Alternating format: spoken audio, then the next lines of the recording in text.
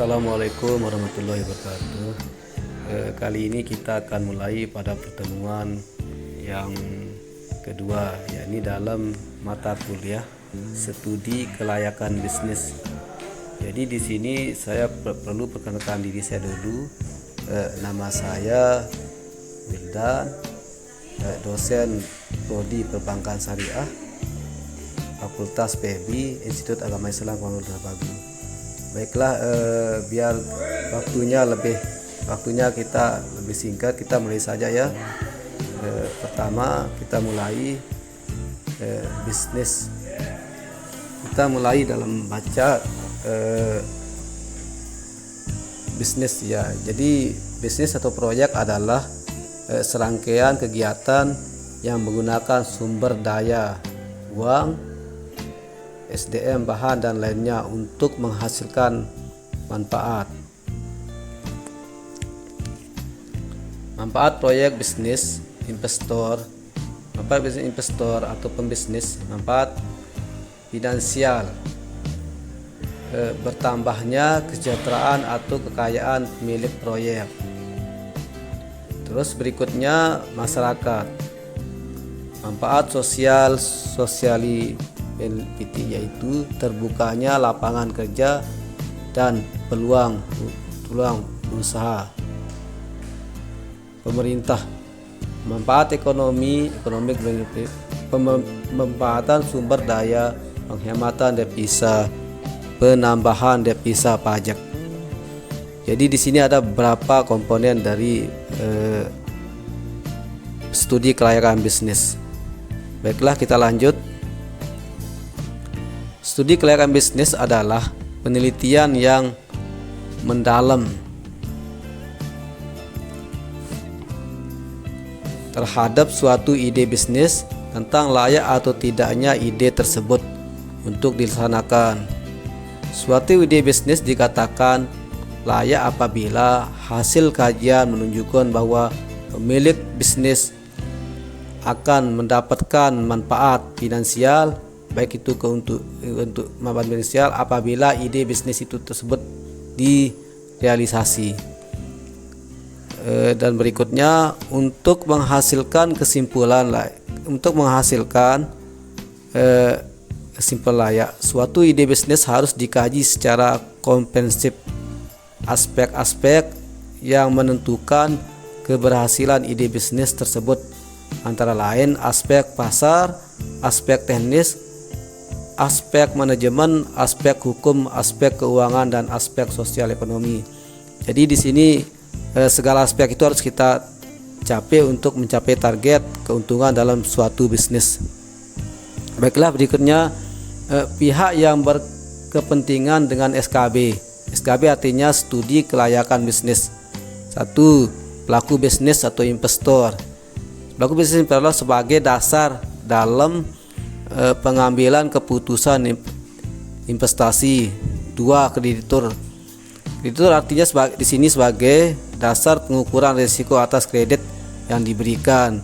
Jadi kreditur ini melihat apakah usahanya besar atau kecil, sehingga dalam kita mengajukan modal bisa dilihat dari bagaimana bentuk usahanya, besar atau tidaknya. Terus 2. Pemerintah sebagai dasar pemberian izin dan fasilitas atas manfaat yang diterima, penghematan devisa atau pendapatan pajak. Dan berikutnya masyarakat atau publik, terbukanya peluang usaha, kesempatan kerja dan pengaruh positif bagi kehidupan masyarakat.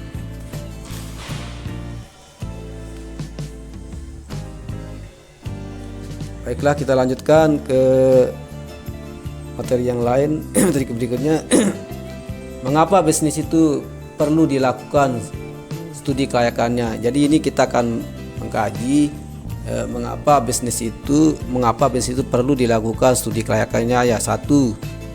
Bisnis menyangkut investasi yang nilainya besar sehingga membutuhkan beberapa alternatif sumber dana untuk membiayai investasi tersebut. 2. Bisnis menyangkut jangka waktu yang lama nilai yang besar tersebut terkait dalam waktu yang lama, tidak bisa secara cepat ditarik kembali. Jadi dengan sebab itu perlu pengkajian yang mendalam dengan ilmu studi keuangan bisnis, karena tidak segampang itu kita tarik modal ketika kita sudah melakukan bisnis atau melakukan suatu kegiatan bisnis. Dan berikutnya, keberhasilan bisnis sangat ditentukan oleh akurasi dalam prediksi aliran kas masa yang akan datang, sehingga membutuhkan penelitian yang mendalam. Atas dasar alasan tersebut, maka perlu dilakukan penelitian secara mendalam sebelum dilaksanakan bisnis tersebut, sehingga tidak menjadi keterlanjuran yang dapat menimbulkan kerugian. Baiklah, kita lanjutkan. Jadi di sini ada sebab kegagalan bisnis. Ada sebab bisnis. Satu, kesalahan dalam menaksir pasar. Kesalahan dalam menaksir pasar artinya ini ketika kita menafsir bahwa di sini bagus, tapi ternyata di sini tidak bagus pasarnya, itu bisa menyebabkan kegagalan bisnis. Dan kedua, kesalahan dalam memilih teknologi yang tepat. Yang ketiga, kontinuitas ketersediaan bahan baku. Dan yang keempat, kesalahan dalam memilih lokasi dan tenaga kerja. Jadi di sini juga bisa kegagalan lokasi, artinya misal rawan pencurian atau apa, jadi keamanan tidak terjamin. Dan kedua, tenaga kerja yang kurang kompeten di dalam bidang itu yang bisa menyebabkan kegagalan dalam bisnis.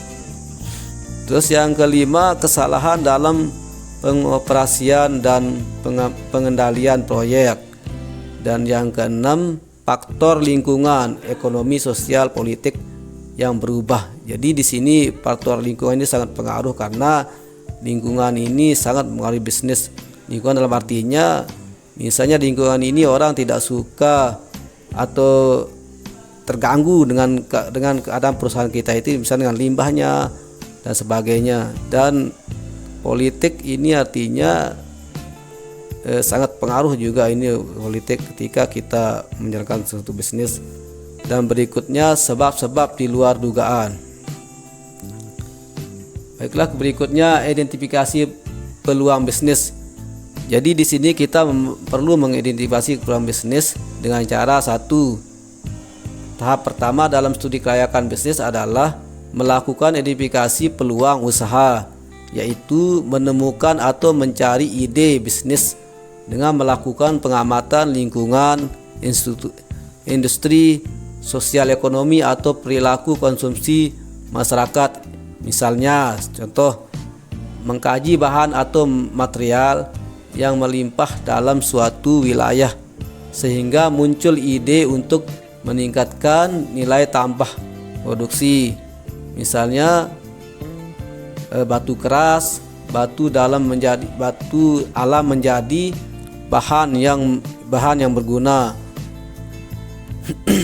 Buah sayap menjadi bisa dikeripik, itu contohnya. Dan berikutnya, mengkaji produk import untuk dibuat barang substitusi import dalam negeri. Misalnya gula pasir mendorong munculnya pabrik gula, itu salah satu contoh. Dan berikutnya, mengkaji suatu industri untuk dibuat barang terutama misalnya industri mobil mendorong industri ACCU dan komponen lainnya. Perkembangan atau temuan teknologi. Terus berikutnya, perilaku konsumsi masyarakat. Nah, itu identifikasi peluang bisnis ya. Jadi harus kita tahu bagaimana baru kita mendirikan suatu bisnis. Siklus pelaksanaan bisnis proyek. Jadi di sini ada siklusnya ya. Seperti yang kita lihat di PowerPoint ini ada beberapa siklus. Silahkan diperhatikan ya. Ini sudah jelas arah-arah siklusnya dalam PowerPoint ini. Dan berikutnya Aspek-aspek studi kelayakan bisnis, aspek pasar dan pemasaran. 1. Mengkaji potensi penjualan industri dan potensi penjualan produk atau jasa yang direncanakan. Dan kedua, mengkaji tingkat persaingan atau dan selanjutnya strategi pemasaran yang diterapkan untuk mencapai penjualan yang ditargetkan. Nah, inilah bagian dari beberapa aspek-aspek studi kelayakan bisnis ya. Jadi ini perlu juga kita pahami aspek-aspek ini sehingga kita bisa menjalankan suatu bisnis. Jadi di sini nanti setelah kita selesai kuliah, artinya bisa adik-adik mahasiswa bisa menjalankan suatu bisnis atau bisa menjadi karyawan di perusahaan besar, misalnya sudah tahu bagaimana ilmu studi kelayakan bisnis itu dan mengkajinya seperti apa. Baiklah, selanjutnya aspek-aspek studi kelayakan bisnis. Ada aspek teknis ya. Jadi di sini ada aspek teknis. Artinya di sini aspek ini sangat penting ya, sangat penting bagi kita selaku pembisnis ya, atau pengusaha ya. Jadi aspek pertama, mengkaji secara teknis dan teknologi dalam operasional bisnis untuk mengukur biaya yang direncanakan meliputi 1. lokal dan layak pabrik dan proses produksi. 2. Ketersediaan bahan baku yang berkelanjutan, fasilitas produksi dan fasilitas umum. Dan ketiga, ketersediaan teknologi. 4. Luas produksi. Jadi ini sangat menentukan ya. Jadi ini sangat menentukan bagaimana aspek kelayakan bisnisnya ya. Apakah luas produksinya sudah sampai mana luasnya, kesediaan teknologinya seperti apa, bahan bakunya seperti apa, itu sangat menentukan ya. Selanjutnya aspek-aspek studi kelayakan bisnis ya. 1. Aspek keuangan. Nah, ini sangat mendukung karena kalau tidak ada modal maka tidak mungkin kita akan melakukan bisnis. Misalnya keinginan besar tapi modal juga harus mendukung ya, karena itu modal dari kreditur, modal dari investor, modal dari apalah. Intinya tetap kita butuhkan modal untuk suatu usaha ya, karena semakin besar modal kita maka semakin besar usaha kita.